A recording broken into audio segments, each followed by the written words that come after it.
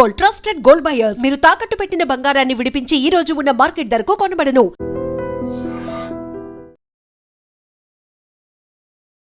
Hi hello నమస్తే, welcome back to iTrend media. So ఈ రోజు మనతో పాటు ఉన్నారు అంతర్జాతీయ న్యాయవాది ఫ్రమ్ యూఎస్ కావేటి లా నుంచి కావేటి శ్రీనివాసరావు గారు. సార్తో మాట్లాడతాం ముఖ్యంగా I-140 గురించి, దాని అప్రూవల్ గురించి ఇండియన్ స్టూడెంట్స్ అండ్ పేరెంట్స్ ఏం తెలుసుకోవాలండి. నమస్కారం సార్. నమస్కారం సార్, ప్రీవియస్ ఎపిసోడ్లో మీరు ఈ H-1B $100,000 ఫీజు సంబంధించిన విషయాలు ఎన్నో మాకు క్లుప్తంగా వివరించారు.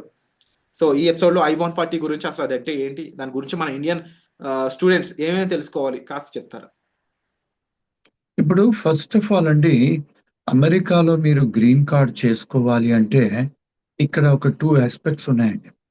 ఫస్ట్ ఏంటి, మన స్టూడెంట్స్ అందరూ వచ్చేది F1 వీసాలో వస్తారు యుఎస్కి. F1 అంటే స్టూడెంట్ వీసా. దాని తర్వాత మీరు ఇక్కడ ఉండిపోవాలనుకుంటే F1 వీసాలో కొంత వాళ్ళు ఏమిచ్చారు వెసులుబాటు అంటే, మీరు చదువుకున్న తర్వాత పోస్ట్ వర్క్ తీసుకోవచ్చు, వర్క్ పర్మిట్.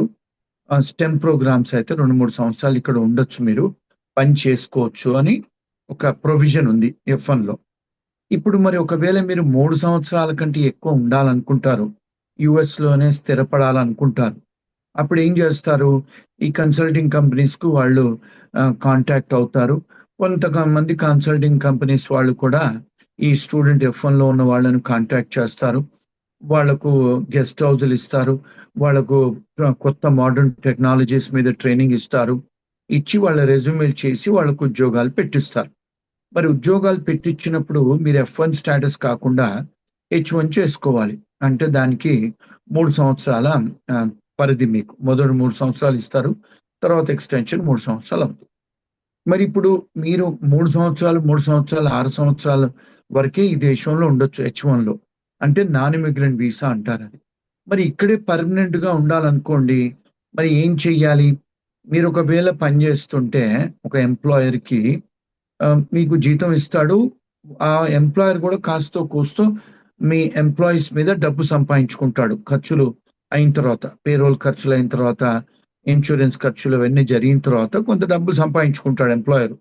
మరి మీరు వాడికి డబ్బు సంపాదించి పెడుతున్నప్పుడు మీకు పర్మనెంట్ గా మిమ్మల్ని ఉద్యోగం ఇవ్వడానికి ఇబ్బంది లేదు కదా.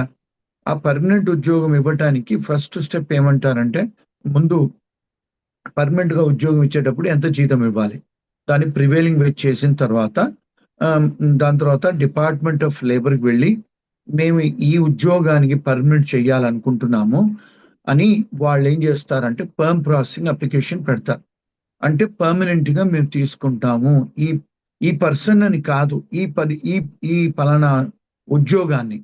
అది అప్రూవ్ అయిన తర్వాత నెక్స్ట్ ఏంటి, డిపార్ట్మెంట్ ఆఫ్ లేబర్ గార్డ్ ఏమంటాడు, సరే ఈ దేశంలో ఇలాంటి ఎంప్లాయీ మీకు లేడు, దొరకట్లేదు, సో మేము మీకు పర్మిషన్ ఇస్తాము ఆయన గ్రీన్ కార్డ్ చేయడానికి అని పర్మ్ ప్రాసెసింగ్. తర్వాత రెండోది ఏంటి, ఇమిగ్రేషన్ దగ్గర వెళ్ళాలి. ఎవరు? కంపెనీ ఓనర్స్ వెళ్ళి ఏం చెయ్యాలి, మాకు ఈ పలానా మనిషి పలానా పాస్పోర్టు పలానా H1లో ఉన్నాడు, లేకపోతే స్టూడెంట్ వీసాలో ఉన్నాడు, వేరే వీసాలో ఉన్నాడు, మేము ఈయన గ్రీన్ కార్డ్ చేయదలుచుకున్నాము అని ఒక పిటిషన్ దాఖలా చేస్తారండి ఎంప్లాయర్. ఎవరికి చేస్తారు? USCISకు, ఇమిగ్రేషన్కు చేస్తారు. ఆ ఇమిగ్రేషన్ అప్లికేషన్ పెట్టడాన్ని I-140 అంటారు. ఫామ్, అది ఒక ఫామ్ నింపాలి. I-140 అనే ఒక ఫామ్ నింపేసి దానికి సంబంధించిన డాక్యుమెంట్ అన్ని పెట్టి ఇమిగ్రేషన్కు పంపించాలండి. అది I-140.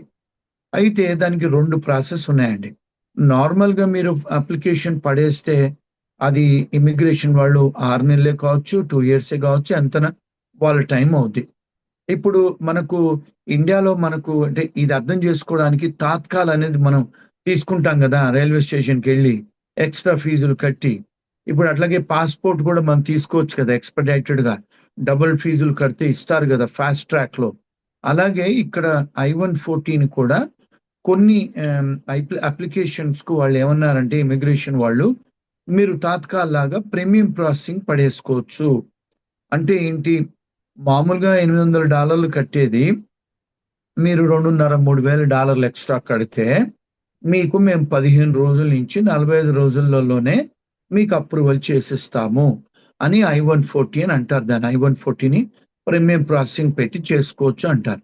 ఇక్కడ ఏంటి మన స్టూడెంట్స్ కి మన పేరెంట్స్ కి ఏమిటి అంటే, ఎవరన్నా H1Bలో అమెరికాలో ఉండి వాళ్ళ ఎంప్లాయర్ I-140 అప్రూవ్ అయి ఉంటే ఆ పర్టికులర్ క్యాండిడేట్ కి, ఆ ఎంప్లాయీకి అయి ఉంటే ఆ అతన్నే గాని ఆమెనే గాని ఎవరన్నా పెళ్లి చేసుకొని అమెరికాకు వచ్చేది ఉంటే ఆ భార్యకే గాని భర్తకే గాని I-140 అప్రూవల్ ఉంది కనుక మీకు భార్యకే గాని మీ భర్తకే గాని మీకు వర్క్ చేయడానికి మీకు అర్హత ఇస్తాము, వర్క్ ఆథరైజేషన్ ఇస్తాము.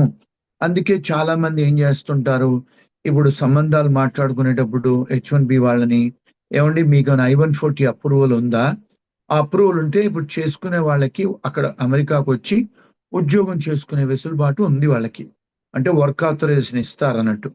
అందుకనే చాలా మంది ఏంటంటే I-140 ఉన్న వాళ్ళకే చేసుకోవడానికి మొగ్గు చూపిస్తారు.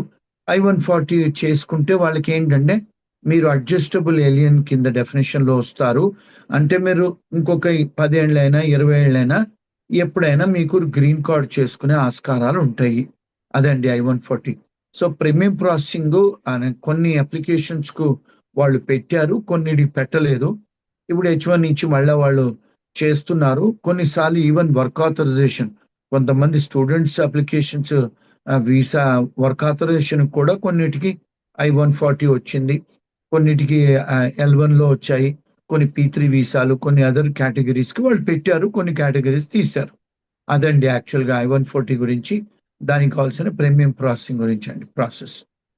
సో ఈ I-140 అనే ఫామ్ ఫిల్ చేసినట్లయితే 45 డేస్ లోపు వర్క్ అనేది కంప్లీట్ అవ్వచ్చు. చేస్తారు. ప్రీమియం ప్రాసెసింగ్ ఫీజు మీరు డబుల్ పే చేస్తే 15 days to 45 days లోపల వాళ్ళు డినై చేయటమా అప్రూవ్ చేయటమా చేసి పంపిస్తారండి. అది ప్రీమియం ప్రాసెసింగ్ అంటే అర్థం. మన వాళ్ళు అర్థం చేసుకోవాల్సింది సింపుల్ లాంగ్వేజ్ లో, మనం తాత్కాల్లో పోయి రైల్వే టికెట్ కొనుక్కున్నట్టు, సాయంత్రం పోవాలంటే పొద్దున కొనుక్కున్నట్టు, అట్లా అది అర్థం, దాని అర్థం ఉందండి. Wonderful sir, and thank you so much sir ఈ ఇన్ఫర్మేషన్ కూడా మాకు ప్రొవైడ్ చేసినందుకు. అండ్ ఒక స్టూడెంట్ ఎవరైతే అక్కడికి వెళ్తారో డెఫినెట్లీ ఇలాంటి బ్రీఫింగ్ ఇన్ఫర్మేషన్ వాళ్ళ దగ్గర ఉన్నట్లయితే వాళ్ళకి చాలా హెల్ప్ఫుల్ అవుతుంది. And thank you so much every time ఇలాగా ఎప్పుడు అవసరం ఉన్నా సరే మా కోసం ఇలా టైం ఇచ్చి ప్రాపర్ వాల్యుబుల్ ఇన్ఫర్మేషన్ మాకు షేర్ చేసినందుకు ఫ్రమ్ కావేటిలా యాజ్ ఏ వాల్యుబుల్ సజెషన్స్ మాకు thank you so much sir. Thank you.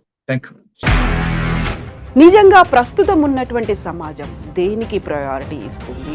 ఆర్థిక సంబంధాల చుట్టూ మాత్రమే తిరుగుతుంది. మళ్ళీ ఎన్నికలంగానే చాలా విరక్తి కలుగుతాను. మంచి అనిపిస్తుంది కదా, లేడీస్ కూడా ఛాలెంజింగ్ జాబ్స్ చేసినప్పుడు చాలా బాగుంటది. ట్రాఫిక్ అసిస్టెంట్స్ గా నియమించిన ట్రాన్స్జెండర్స్ అందరితో సాల్యూట్ చేయించుకుంటున్నారు. ఫుడ్ డెలివరీ ఇవ్వటానికి వెళ్ళినటువంటి డెలివరీ బాయ్ అనిల్ పై కళ్ళ ముందు